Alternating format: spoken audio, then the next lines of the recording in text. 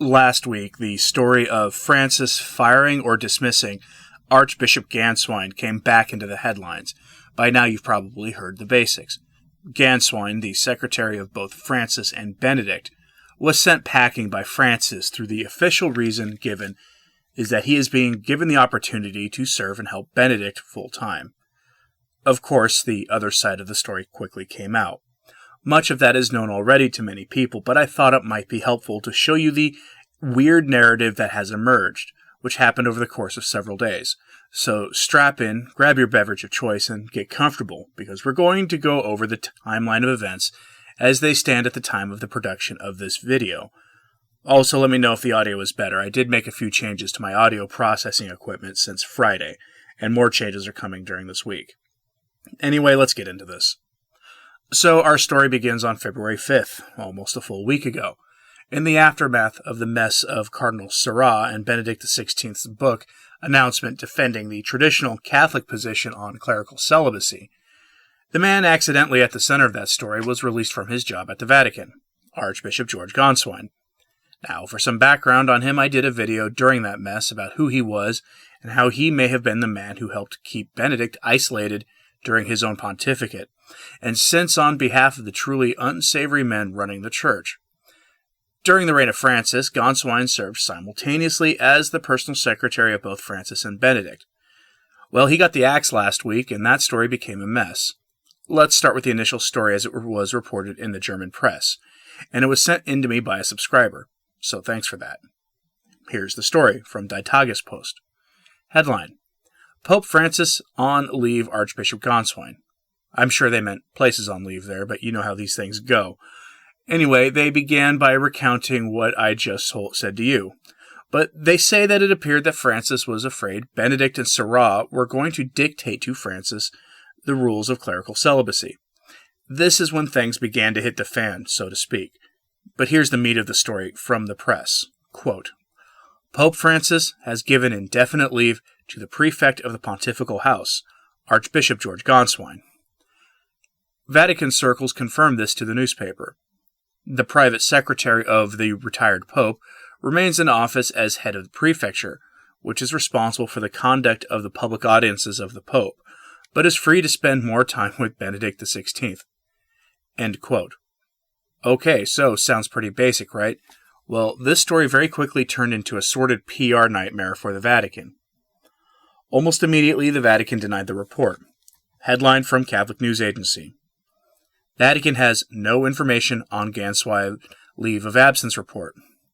CNA recounts the contents of the German article I just summed up for you, then gives us this line from the Vatican. Quote, But the Holy See press office told CNA Wednesday that it has no information regarding Ganswein being on a leave of absence from the prefecture. Regarding the Archbishop's absence from papal audiences in recent weeks, the press office stated, It is due to an ordinary redistribution of the various commitments and duties of the prefect of the papal household, who, as you know, is also the personal secretary of the Pope Emeritus. End quote. Now that line there is going to become pretty important as we go on. But so far we have an official denial that Ganswein had been canned by the Vatican for permitting the book to be published in the first place. The article goes on to say that Ganswein had disappeared from the side of Francis. Apparently, if Francis was making some kind of public appearance in or near Rome, there was Archbishop George Ganswein at his side. After the Benedict and Sarah mess, he was gone, which isn't that surprising, honestly. A few months ago, I made a book review of The Dictator Pope available as an exclusive to my patrons, and if you haven't read it yet, I highly recommend that you do so. If you have, you'll know why this isn't surprising in the slightest. Now, that denial that CNA reported on was later repeated on Twitter by Edward Penton, one of the better journalists out there breaking these stories in Rome. And it really is a lame excuse, too, given that no one really buys that Ganswein went on leave from the Vatican as part of a standard reshuffling of his duties. But a post on Gloria TV breaks this down, reposting something from an Italian source that is a little hard to read in its translated form, so I'll rely on the Gloria TV posting of it. Quote, That Archbishop Ganswein is on his way out is a well-known fact, the semi-official ilsismografo.blogspot.com wrote on the 5th of February. It's only a matter of time. End quote. Now, before I continue with that, the Italian site they are citing here is much more of a pro-status quo, pro-modernist regime in the Vatican kind of website. And as such, the explanation they give here won't be surprising. They zero in on the words, ordinary redistribution of the various commitments and functions of the prefect of the papal household, to imply something pretty bad if you think about it for half a second. Quote, according to Il Sismografo, a, quote, possible and authoritative decoding of these words says that Benedict, quote, is not doing well and that his health has plummeted in recent weeks, end quote. Therefore, Ganswein needs to stay close to Benedict, who has not been self-sufficient for several months, end quote. The implication is that Benedict is not and has not been able to make any kind of real decisions for himself for quite some time, implying both that he is dying and that Cardinal Sarah was abusing Benedict by getting him to okay his contributions to his book, despite not being fully in control of his own faculties. As if Cardinal Sarah needed another person on his book to help him sell it. The implication is absolutely disgusting, but again, there you have it. They couldn't help but take another shot at Cardinal Sarah here in the story. The Gloria TV article makes a note of the claim not being credible for some pretty obvious reasons. I can't help but be reminded that Benedict's weird resignation was based on claims of his health being too poor to continue in that position, so that excuse is rearing its ugly head yet again. But then this story came out also on February 5th, but not seen by those of us in the English-speaking world until about February 7th.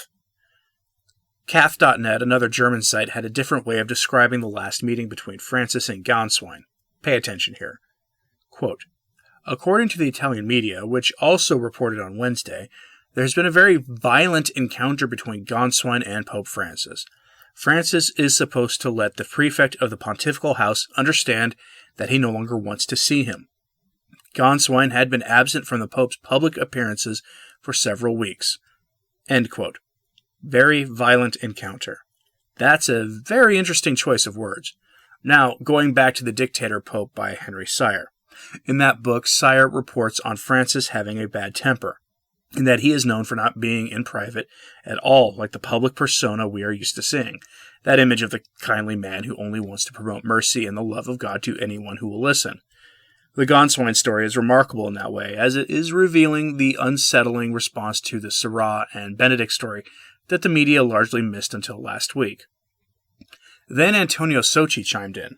If you're not familiar with Socci, he is an Italian journalist and a Catholic who has written numerous books of interest to traditional Catholics, including The Fourth Secret of Fatima, which is a must-read for any Catholic trying to understand the incomplete release of The Third Secret of Fatima, and all as well as the book The Secret of Benedict XVI, in which Socci explores the question about the resignation of Benedict from the papacy and the theories that have emerged from that act. Socci had this to say on Twitter. Remember, Socci is a journalist with access to the Vatican.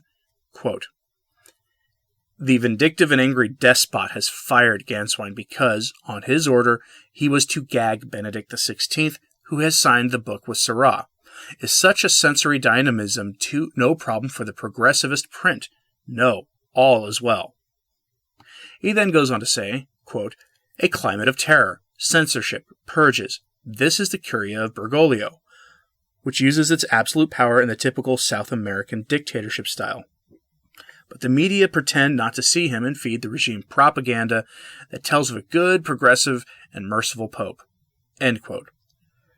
Again, just a simple reminder. In Europe, referring to a pope by his given name, in this case Bergoglio, is actually pretty normal, and not the sign of disrespect we see when Americans typically do the same. I'm not sure how that practice changed for Americans, but it is what it is. But Socci is right here, of course. The Catholic media has been truly awful in reporting the story, helping promote the false narrative that basically all is well in Rome. It is possible to report these stories without devolving into scandal-mongering and stoking hate for the hierarchy of the Church. The establishment media acts as if the only choices are to be either pro or anti-establishment, when there is a real choice to try to be just honest in reporting. Everyone has a bias, but it doesn't mean you have to become a shill. This story is as much about the media response to the Ganswein story as it is about the Ganswein story itself. But it's clear Ganswein was sent packing, out of the court of the pontiff and into exile. Why? because his job was to keep Benedict gagged about anything functionally important, and the forthcoming document on the Amazon Synod is the document that will define the present papacy, at least in the minds of those who are writing the document. I suspect the treatment of the underground church and Cardinal Zen will be much more important to that legacy than the forthcoming Synod document will be. But the point is this. They wanted to dictate the contents of that report with no interference from the outside, and Seurat Benedict's book was seen as an intervention to get the true Catholic teaching on this issue front and center so that there would be no choice but to defend the traditional teaching. That is how this is being seen, and Ganswein paid the price for permitting it to happen. Remember, he was present at the times that Cardinal Seurat showed Benedict the early publisher drafts of the book, which Benedict signed off on. Ganswein said as much himself. Again, if you didn't see the video I did on that mess, it's in the pinned comment so you can catch up. This whole story is a mess, and I suspect that it's only going to get worse as we get close to the expected release of that document on February 12th. I should have a podcast up on that topic on Valentine's Day, since these documents take a day or so to read through, so you should look forward to that. That is an important document that's coming out. So what do you think about this? Is this story just a big nothing burger, or is it something more sinister? Personally, Ganswein's termination was to be expected, given that Seurat and Benedict's book publicly put the Vatican on notice about this issue. I still maintain that the main thrust of the Amazon Synod document will be more sustainable development, United Nations junk that is very questionable for the Church to be playing along with, but only time will tell. Let me know what your thoughts on all of this are, and if you liked this video, click like and consider sharing it with anyone you think needs to see it. Thanks for listening. I'm Anthony Stine. Ave Maria.